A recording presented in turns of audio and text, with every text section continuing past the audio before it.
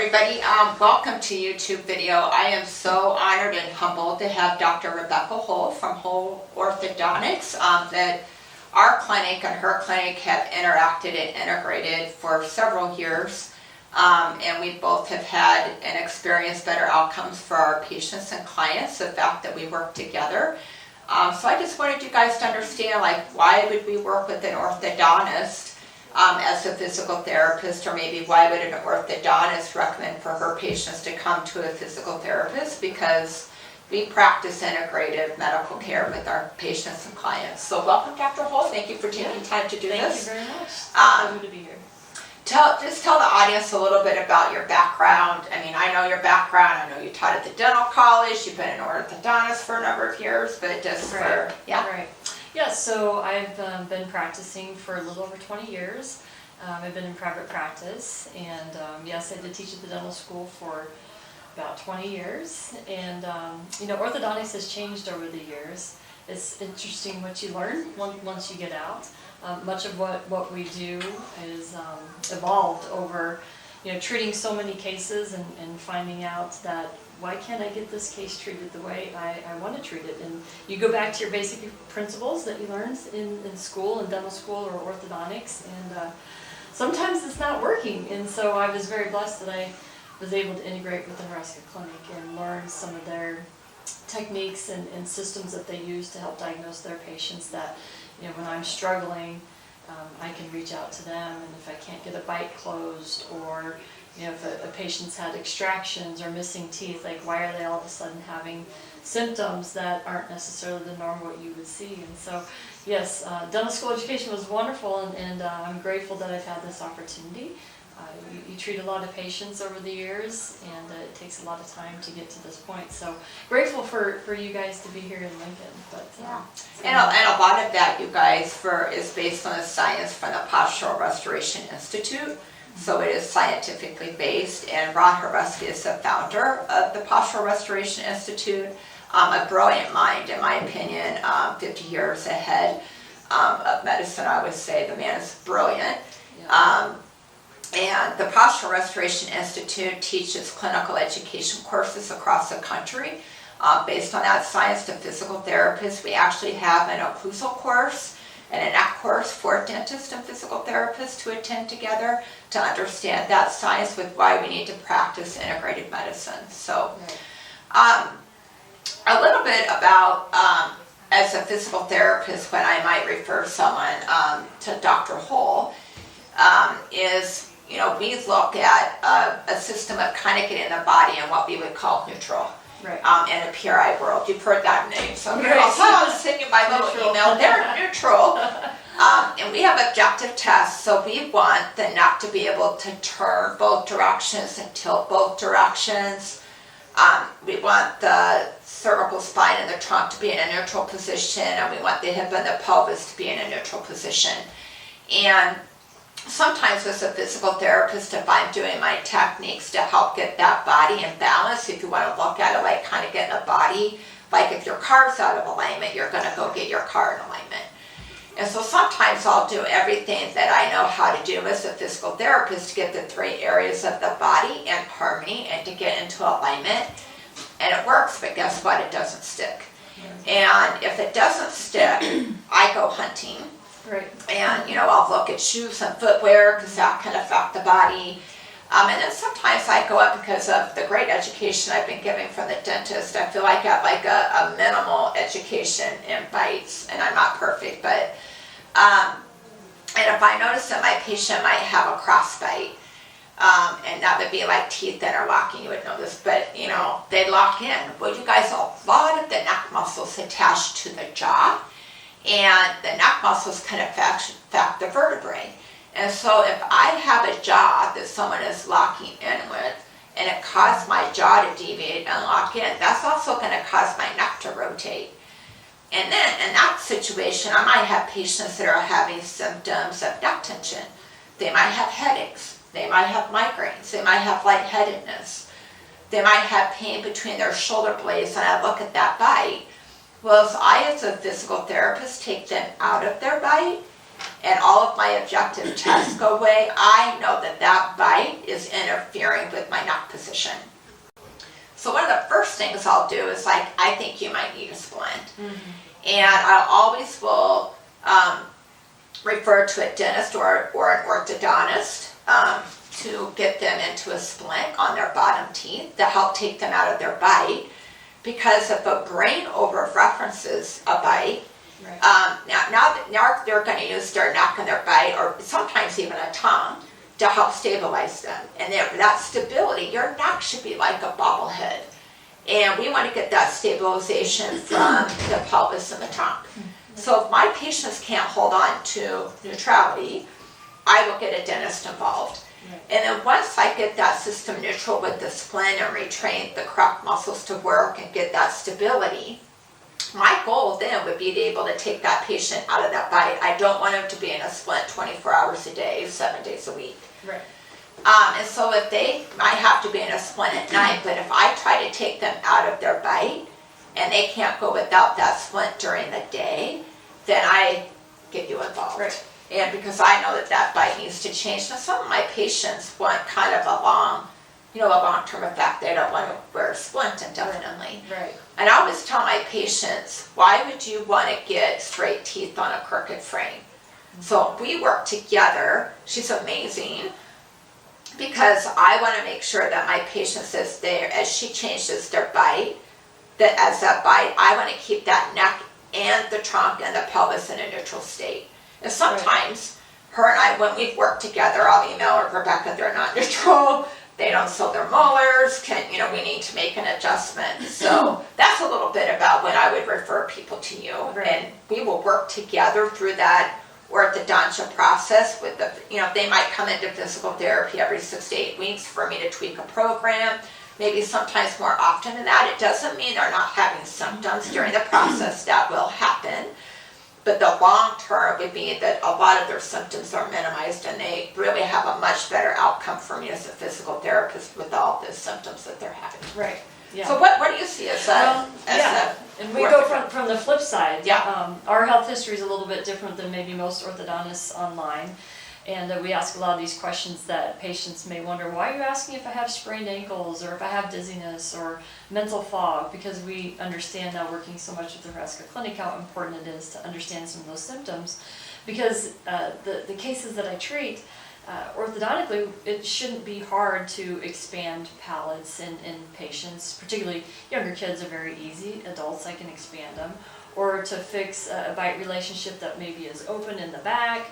We've got great patients for compliance. They do what they're supposed to be doing. But if we struggle orthodontically to achieve some of our treatment goals, and it's a really straightforward situation, then we start scratching our head like there's probably something else going on. So we're already able to screen these patients ahead of time so that we're not 20, 30 months into treatment and there's no reason, why can't we close this posterior open bite? We don't want to put patients in that situation. So we're asking these questions ahead of time, and if we see some of these health history questions come in with those answers, then we refer over to the Nebraska Clinic and get their opinion on, okay, what does this patient need to do so that I can successfully treat them and be efficient in doing it. And so many times a patient will come in and they don't have symptoms that they know of. I had a young kid yesterday, about 13, 14 years old, and they had a bite relationship where when they bite down, they shift over to the right just a little bit. And so I was explaining to the parent that, this is a pretty straightforward case, and it's going to be easy to correct. She's going to be compliant. She'll wear her rubber bands. We'll get her bite leveled out. And I said, but overall, long term, it is important to do this treatment because she's a young kid right now. She's resilient. Like she can fall down and roll down the hill and she'll be fine. But as she gets older, as we know, when we get older, those things aren't as easy to get through. So I told her, I said, long term, we'll probably start to see some deviations in her facial symmetry. We'll probably see some TMJ problems in the right. We'll start to see some shoulder problems, possibly some hips, knees, ankles. And the little girl said, well, is that why my right knee always hurts me? And I said, well, I told her mom, I said, look at her feet in the chair, and her feet were turned. They weren't symmetric. So in doing this so often, we know that this is a patient that we should just not jump into orthodontics, that we need to figure out where the system is broken for her, even though she's young, and get her over to the Nebraska clinic so they can help us, and then we can have a nice smooth transition into orthodontics. And you know, and that is a fun thing, is that, you know, when you refer someone over to us, I'm like, okay, we got them neutral. We want to make sure they have enough stability below the neck so we can kind of help decrease symptoms they might have, as Dr. Hohl crosses or bites. So once they're more stable, like we want to have them like at a 3 out of 5 with the lift test, then we usually feel like, okay, go back. We're still going to monitor the situation, but it may not be physical therapy, you know, that often, but just that we're checking in. But the fun thing is we communicate together. Right. We do integrative appointments together at Dr. Hohl's office when we feel that it's necessary. And sometimes we don't, if we don't feel like, because, you know, sometimes to get started, especially if we're going to get a splint, we like to be out here for a bite registration, make sure that that neck is in a good position, and then when we're calibrating a splint.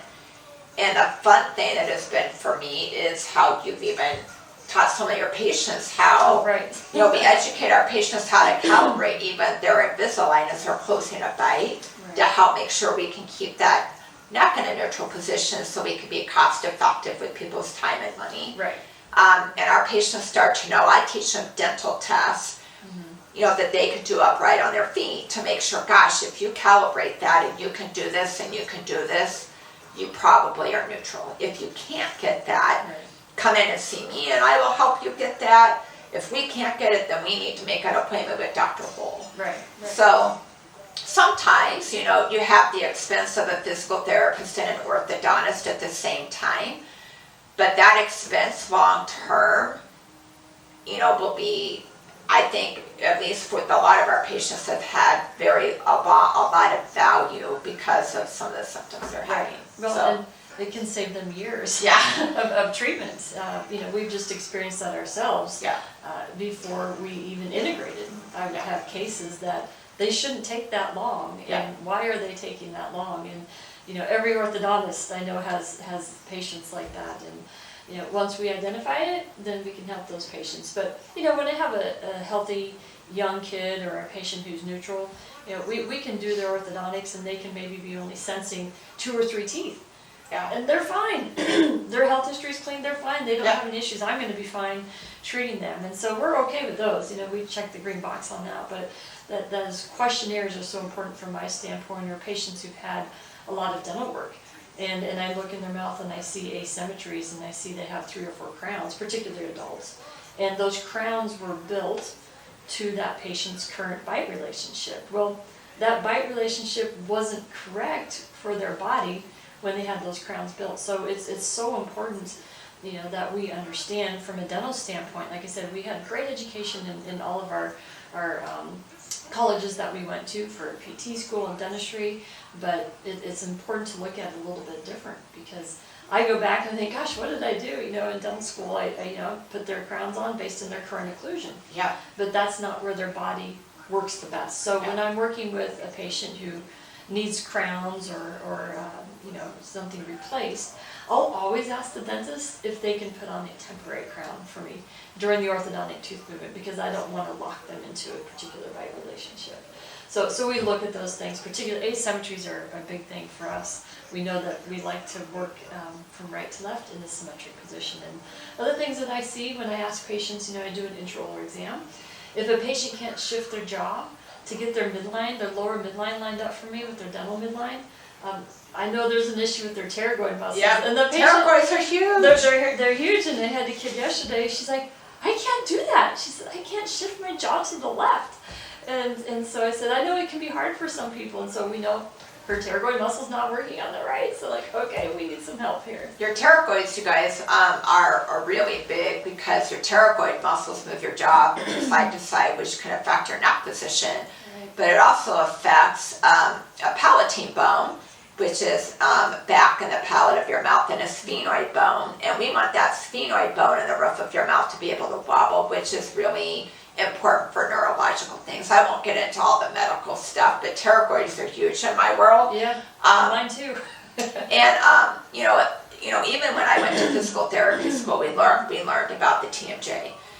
We learned about the neck, but we never learned, with how a bite could affect that too. Right. Because if you over-reference, teeth, when you bite down, your teeth come together to chew food and for speech. But when I sit here and you're not talking, your tongue should naturally rest on the roof of your mouth. Your teeth should be apart, resting, not clenching together. There's a little freeway space between your teeth and your lips come together. Right. But a lot of people, grinders, bruxers, clenchers, Yeah. that can happen sometimes after hypermobility of a neck. And whiplash injury, which will be a great case to segue into Sarah. Right. Sarah gave us permission to talk about her case, and she's a mutual patient of ours, and Sarah was a gymnast. And when she was a gymnast, she had an accident where she landed and she actually fractured her neck. And then on top of that, she was also born without lateral incisors. And I'll let you talk about her bite, but Sarah also had a cerebrospinal fluid leak. And she was on bed rest for 10 months, just a really complicated case, but a really unstable joint in the back of her neck called an OA joint.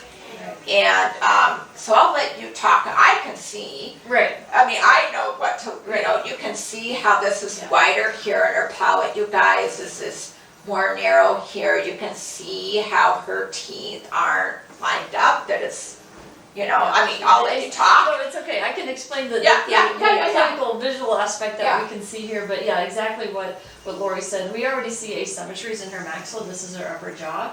But what I wanted to point out when Sarah came in, she doesn't have her laterals, her permanent laterals. And these are her canines and then her two centrals. So she was missing them, like Lori said. So when she was younger, those spaces were closed and everything was retracted backwards. Like you said, she was a gymnast, she was very active, she could support that at the time, but then she had an accident and all of a sudden this wasn't working for her anymore. So when we looked at Sarah, we could see that she had some asymmetry. She also had a retracted upper jaw, and this is probably a really good picture to see how when those spaces were closed, those upper teeth were pulled back. And so now her mandible was locked into place. And you can see how her teeth come in like this, and that pushes that jaw back as well.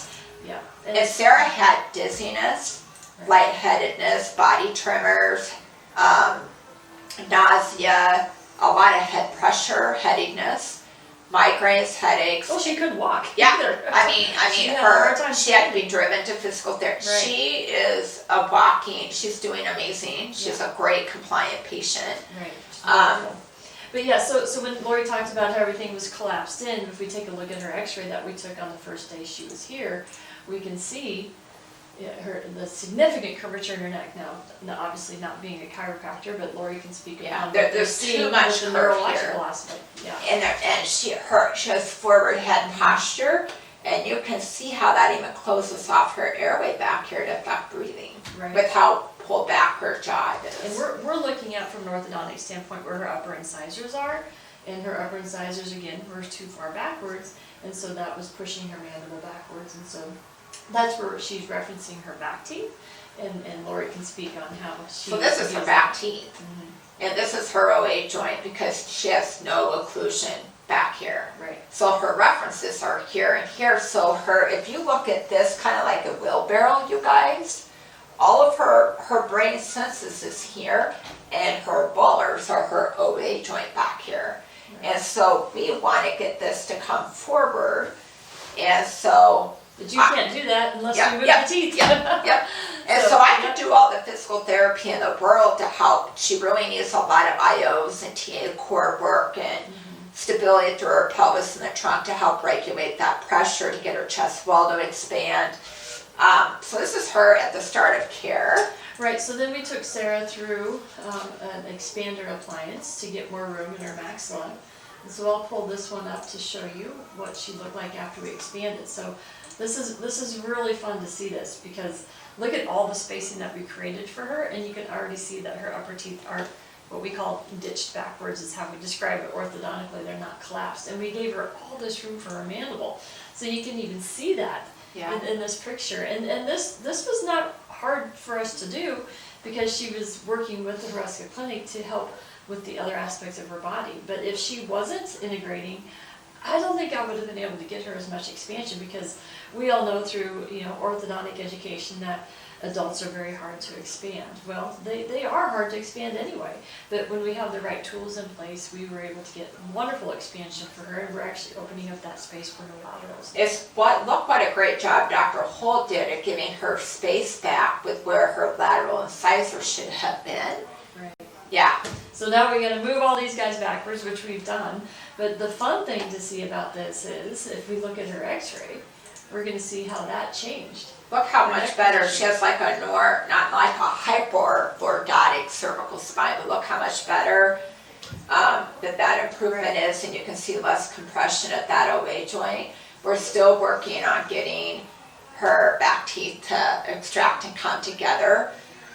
Sarah has probably one of the most hypermobile OA joints that I've worked in, and I say that in a very loving and compassionate way. Right.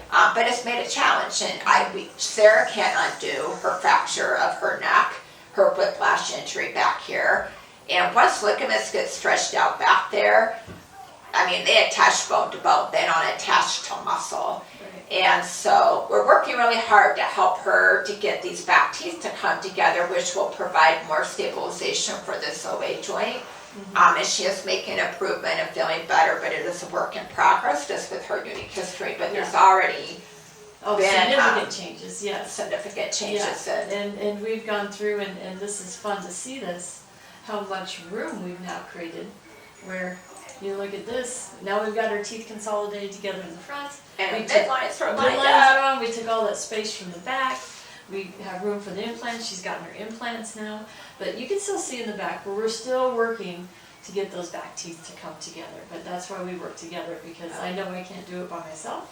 And with Sarah, we took a little bit of a break, and we put her in another splint because she needed that before I could do the rest of our work, because you run into those roadblocks sometimes. It's fun to see that with Sarah. And it's just important, you guys, not everyone who goes sees Dr. Hohl is going to need to come see a physical therapist, and not everyone that comes to see me is going to see a Dr. Hohl, but it's just fun to see. We just need to practice integrative medicine. Right. And anytime, I have a neck patient in my clinic, there's two things I'm always going to look at. I'm going to look at a bite, and I'm going to look at vision. And vision isn't just about your ability to be able to see. That's another topic for another time, but you want your two eyes to work together, because if I'm working one eye or working one eye, that's going to affect the neck. And guess what? That can also affect bite. Absolutely. And, but it has just been, I hope that kind of gives you guys an idea of the importance of why a physical therapist and an orthodontist would want to work together. We practice integrative appointments where we will come out and work together as a team with our patient, to make sure that neck is in a good position as she's closing a bite or as they're going through their orthodontia process. It doesn't mean people still don't have symptoms, because a bite isn't where it's going to land. So sometimes along the way, like with Sarah, we might have to stop, pull back, let the body kind of calm down or reset.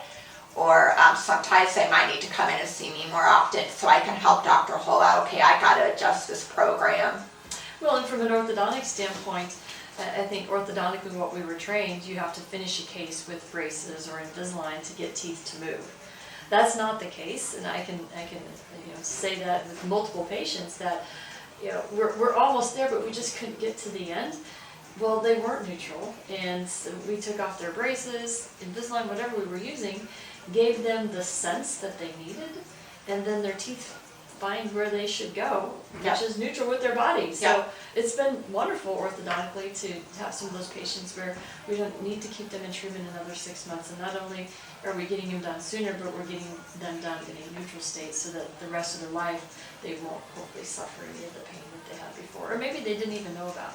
And the thing I love is the Invisalign has afforded us for some of our out-of-state patients who come in, that they have to fly back back occasionally. Right. But it has afforded us to work together with some people that want to work out of state, that want an integrated team, Right. that we can work together. Right. So It's been wonderful. we are so blessed to have you here in Well, Lincoln, and Nebraska, likewise. and just to We're very have, lucky. you know, a dentist open-minded with the neck. And, I didn't get taught about how a bite can influence a TMJ, or a And neck vice can even versa. influence a TMJ Right. joint or a bite in Right. PT school. But I'm grateful for my PT background, but I'm really grateful for the Postural Restoration Institute Absolutely. and the science behind that has enabled us to practice the importance of what we do and work together. Likewise. So, anyway, thanks for tuning in. Yeah, I hope thank that you. was helpful. Have a great rest of your day. Thank you. Have a great one.